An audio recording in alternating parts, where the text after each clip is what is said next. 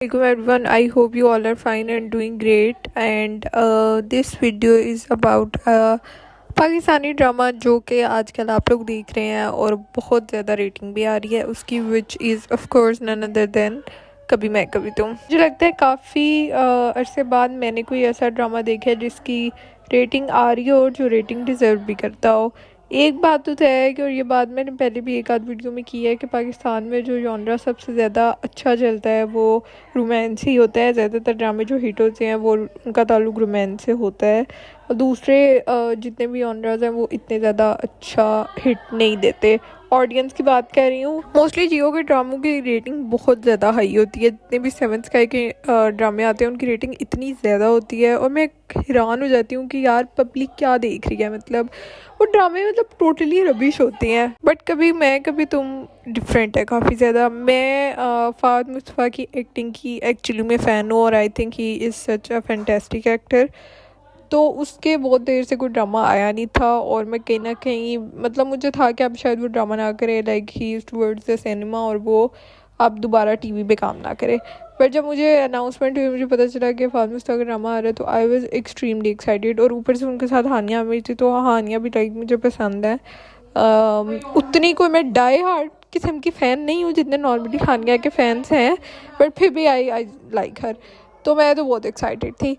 मुझे एक्सपेक्टेशंस थी कि ड्रामा जो है वो बहुत बहुत फैंटेस्टिक होगा, ठीक है। मतलब इस सेंस में कि मुझे था फ़ाहद मुस्तफ़ा का कमबैक हो रहा है, कोई नॉर्मल किस्म का स्क्रिप्ट नहीं हो रहा। मैं फैंटेस्टिक मतलब कहानी की बात कर रही हूँ।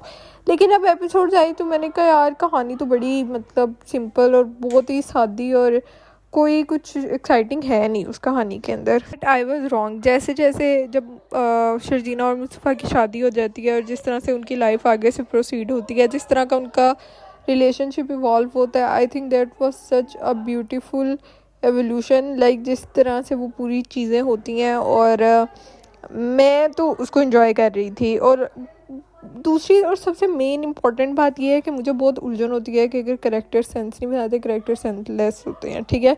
अक्सर ड्रामे देख रहे होते हैं, इतनी रेटिंग होती है पर लॉजिक नहीं होती उन ड्रामों के अंदर, ठीक है। करेक्टर्स पता नहीं फजूल बोल रहे होते हैं। इसके अंदर एक चीज़ तो है थी कि कोई भी करेक्टर है तो उसकी एक उसका पाथ है, एक तरीके से वो आ रहा है आपके सामने, ठीक है। ऐसा नहीं है कि मतलब वो कुछ भी बोली जा रहा है, कुछ भी करी जा रहा है, ना उसके एक्शन सेंस बना रहे हैं, ना उसकी बातें बना रही हैं, इस तरह का कुछ नहीं था। अगर शर्जीना था, देखा जाए शर्जीना के साथ काफ़ी बुरा हुआ।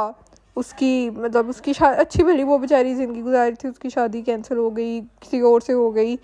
तो एक तरफ से उसके साथ पूरी ट्रेजेडी हुई थी, ऊपर से उसकी सास इतनी टॉक्सिक हर चीज़ वो कर रही थी। बट फिर भी मतलब वो ऐसी नहीं थी कि बेचारी नहीं थी, ना वो रो रही थी, हर टाइम वो अपने आप को लेके चल रही थी। इस तरह की मुझे लगता है कैरेक्टर्स को ड्रामों के अंदर ज़्यादा से ज़्यादा प्रमोट करना चाहिए। उसके साथ भी बहुत बुरा हुआ है, ऐसा नहीं है कि उसके साथ सब कुछ अच्छा चल रहा है, बट फिर भी वो खुशी है एक लिहाज से।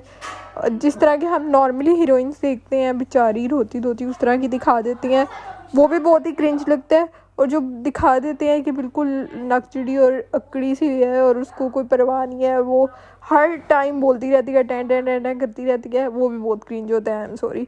सो इस तरह के करेक्टर, शर्जीना जैसे करेक्टर प्रमोट करने की ज़रूरत है। Same goes for Mustafa. Mustafa का करेक्टर भी मुझे काफ़ी मज़े का लगता था। उसको हालांकि सारा ज़माना कहता रहता था ये लूज़र है, ये है।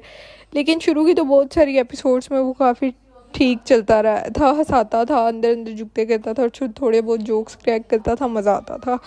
फिर जब मेन ट्रेजेडी, और उसके अलावा भी अगर हम करेक्टर्स की बात करें, रुबाब का करेक्टर मुझे बहुत पसंद है। मुझे लगता है उसने वो बड़ी लाइकेबल सा करेक्टर है, मज़ा आता है। Like she is like a queen. थोड़ा सा मुझे उसका एक्सेंट अनोइंग लगता है, टू बी रियली ऑनेस्ट, मुझे अच्छा नहीं लगता।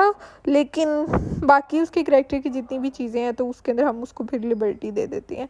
और अदील का करेक्टर, अदील एक बहुत बुरा करेक्टर है, बट स्टिल उसकी भी वो जैसे उसका आर्क जा रहा है वैसे ही जा रहा है। ऐसे नहीं है वो कभी कुछ था कभी कुछ था, वो शुरू से इस्टेब्लिश हो चुका था कि वो एक बुरा इंसान है, और वो ऐसे ही रहेगा। इसके अलावा माँ का भी करेक्टर, या जितने भी हो रहे हैं सब अच्छे हैं। नन का करेक्टर काफ़ी अच्छा दिखाया हुआ है। इसके अलावा शर्जीना का बाप बहुत अनोइंग लगता है जस्ट बाय द वे मुझे, और हर करेक्टर अपनी जगह पे ठीक है। इसके अलावा अब भी जहाँ पे स्टोरी जा रही है, आई डोंट थिंक सो कि अब इतनी ज़्यादा एपिसोड्स रह गई हैं, और थोड़ी सी रहती है, मुझे लगता है 2 या 3 4 रहती होंगी बस। तो अभी जिस स्टेज के ऊपर है अभी काफ़ी अजीब सा हुआ है। प्लस मैं बहुत इम्प्रेस्ड हुई हूँ इस ड्रामे के अंदर हानिया की परफॉर्मेंस को लेके। 2 सीन्स मुझे बहुत अच्छे लगे हैं। एक तो जो अभी रिसेंटली जो एपिसोड में था जिसके अंदर वो रो रही होती है और वो जिस तरह से साउंड आ रही होती है ना और पूरे घर में उसकी आवाज़ गूंज रही होती है, वो बहुत ही फैंटेस्टिक सीन था। और इसके अलावा एक और सीन था वो ड्रामे के स्टार्टिंग में कहीं पे था जब इसकी शादी हो जाती है मुस्तफ़ा से और ये बाथरूम में खड़े होकर वहाँ पे रो रही होती है, वो भी बहुत अच्छा था। और मेरे पास मज़ीद कुछ कहने को नहीं है, but drama I think deserve करता है रेटिंग। और आई एम हैप्पी कि शुक्र है ऑडियंस ने कोई अच्छा ड्रामा पिक किया है जिसको रेटिंग दी जा सके। तुम लोगों में से जो देखता है वो नीचे कमेंट सेक्शन में बताए कि क्या एंडिंग हो सकती है और सब प्रिडिक्ट करें, तो देखते हैं किसकी प्रिडिक्शंस ठीक होती है। Yeah that was it for the video and I will see you guys in my next video. Take care of yourself, subscribe to my channel and bye bye.